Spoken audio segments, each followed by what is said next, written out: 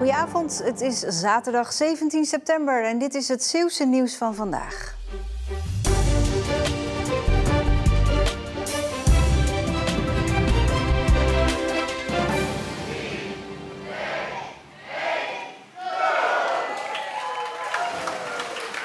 Met deze sprong opende oud-topzwemster Ranomi Kromowidjojo, kinderburgemeester Nienke en wethouder Jon Herselman het gloednieuwe zwembad in Capelle.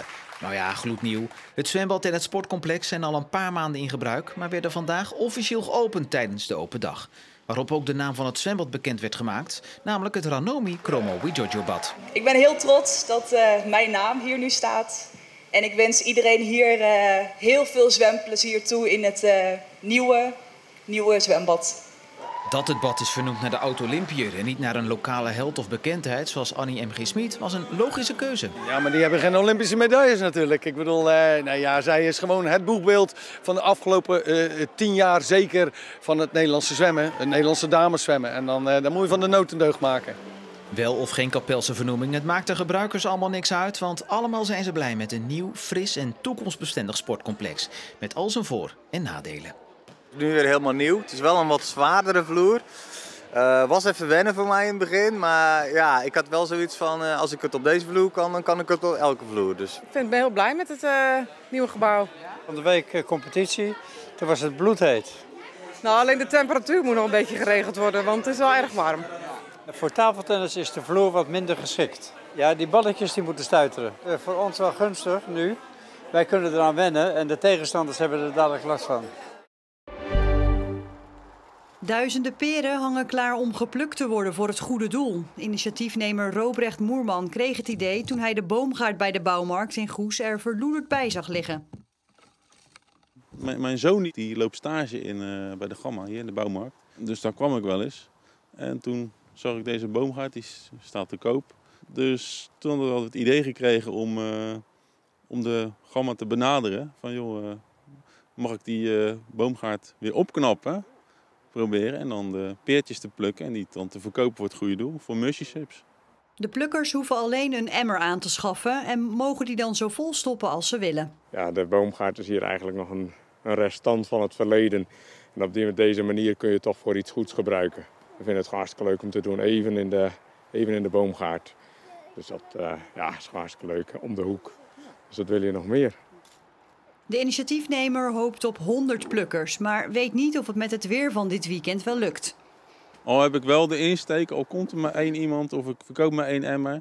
Heb ik 1 goed gesprek vandaag, dan is het voor mij de dag ook wel goed. Dus, maar alles is meegenomen natuurlijk. Zoveel mogelijk verkopen voor het goede doel, dat is wel de insteek. Ja. Het opgehaalde geld gaat naar ziekenhuisboot Mercy Ships. Het schip vaart met vrijwilligers langs de Afrikaanse kust om gratis medische zorg te verlenen. Volgende week zaterdag is de laatste plukdag. Jacco en Jeannette Vleeshouwer uit Zierikzee zijn afvalrapers. Een paar keer per week gaan ze met hun grijpertje op pad. Maar sinds de invoering van het statiegeld op plastic flesjes vorig jaar is de oogst erg mager. Blikjes, zakdoekjes, maar die zijn dan uit hun zak gewaaid. Oké, dat kan ik nog iets bij voorstellen. Af en toe nog eens mondkapjes. Die tijd is natuurlijk wel geweest dat we heel veel mondkapjes vonden. Maar nu echt blikjes staat op nummer 1. Maar geen plastic flesjes? Geen plastic flesjes, nee. De laatste maanden vinden we geen plastic flesjes. Misschien is 1, 2 en die kunnen we dan inleveren. En het geld is dan voor de voedselbank. En dat is een groot verschil met een jaar geleden. Heel anders. Hadden we echt heel veel plastic flesjes. We moesten ze dan ook echt kapot stampen. En wat we ook met de blikjes doen, want anders was onze zak halverwege half vol. En die vind je nu echt niet meer. Als volgend jaar ook statiegeld wordt ingevoerd op blikjes, hebben Jacco en Jeannette helemaal niets meer te rapen. Nee, ik denk dat we dan werkloos zijn. Gaan we weer een ander hobby zoeken.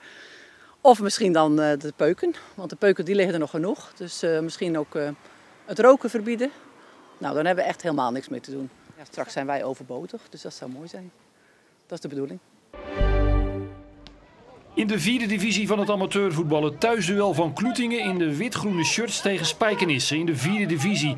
Kloetingen doet het goed, maar de eerste kans is voor Jawad Belhassan van Spijkenisse. Het blijft 0-0. De kans na 7 minuten.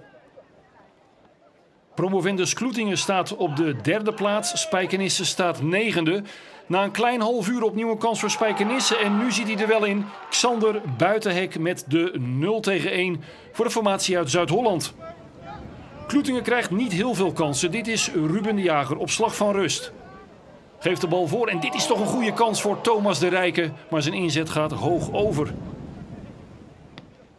Dan de tweede helft. Kloetingen zet wat meer aan. Zet de bal hoog voor. Hier laat de Rijke de bal lopen en wordt Ruben de Jager onderuit gehaald. En dat is een strafschop voor Kloetingen. Kort na rust in de 50ste minuut. Ideale kans dus om op gelijke hoogte te komen. Jorik Mijnheimer. Maar zijn inzet gaat hoog over. Kloetingen zet wel aan in de slotfase. Hier komt de bal voor en dan is het Ruben de Jager die 10 minuten voor tijd toch de gelijkmaker binnenkopt. Het is de 4e goal dit seizoen van de topscorer van Kloetingen, overgekomen van Hoek. En Kloetingen wil doorgaan, speelt dan wel met een man minder, omdat Roy Mulder zijn tweede gele kaart heeft gekregen. Maar Kloetingen probeert toch nog de overwinning uit het vuur te slepen. Misschien nog een kans voor invaller Gianni van de Pitten, maar het blijft 1-1.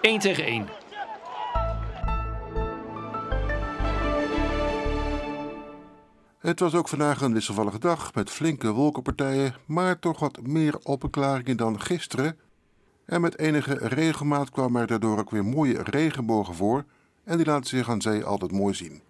Wel was er weer een flinke noordwestenwind, maar de temperatuur kon in de opklaringen soms oplopen tot rond de 16 graden.